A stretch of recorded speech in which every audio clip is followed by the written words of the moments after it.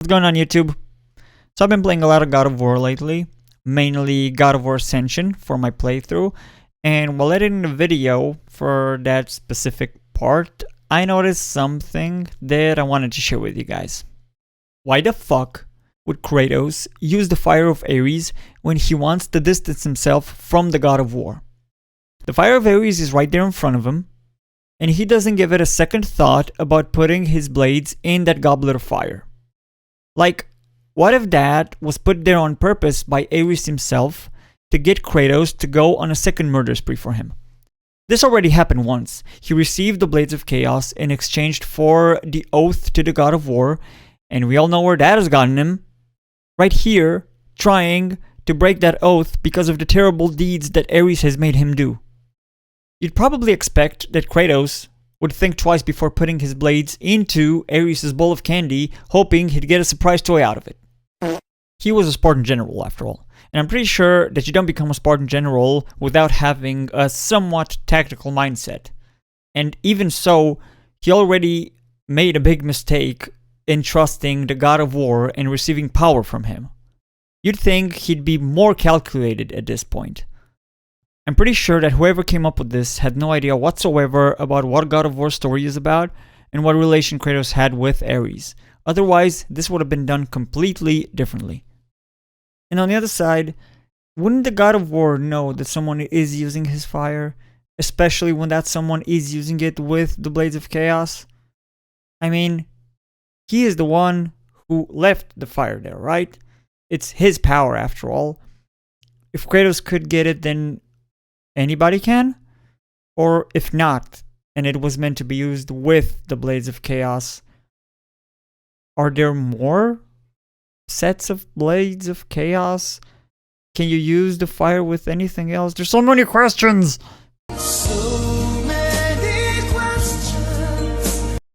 You get what I'm saying? There is so much confusion in this thing because if you think about all the other games, all these things are laid out very nicely. The magic, the weaponry Kratos receives, it usually has a reasoning behind it. Let's take God of War 1 for example. When Kratos receives the Blade of Artemis, he actually gets it from Artemis herself in order to help him in search of Pandora's box. When we go to God of War 2, he gains, Kronos' rage from Kronos himself. In every game, except this one, there is a logical explanation on how he gained an ability or a certain weapon. We have nothing for these goblets of magic abilities, especially this one containing the Fire of Ares. Here, it's just sitting right there in front of him, and whoever gets there first, it's his for the taking.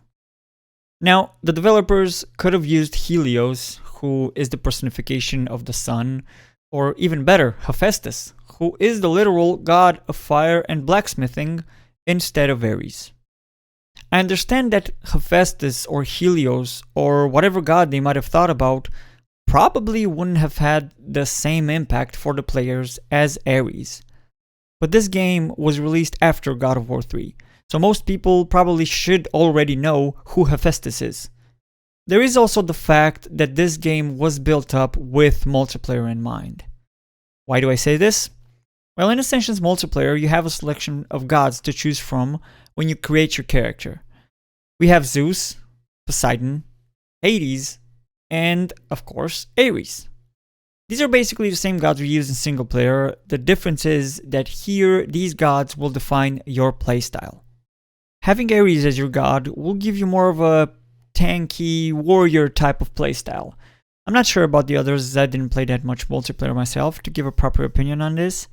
But the idea is that from a gameplay perspective, I can understand why Ares and the Fire of Ares were chosen to be used.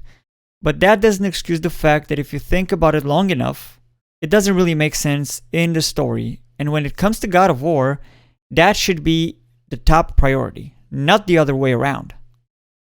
This whole thing is pretty dumb. Kratos struggling to break every connection he has with the God of War, and he's just willing to use more abilities that have Ares' signature on them? Come on, I don't know about that. Let me know what you guys think about this. At a certain point, I thought that I might be overthinking it, And that just might be the case, but at the same time, I'm probably not. And it might have just been a poor design choice from the developers. If you like this video, make sure to smash that motherfucking like button. I don't know how many of these types of videos I'll do, but if any idea of this sort comes to mind about any other game that I'm passionate about, I'll make sure to express it in a video such as this. So if you don't want to miss any other upload, make sure to subscribe. I would strongly appreciate it. And I'll see you in the next one. Hopefully.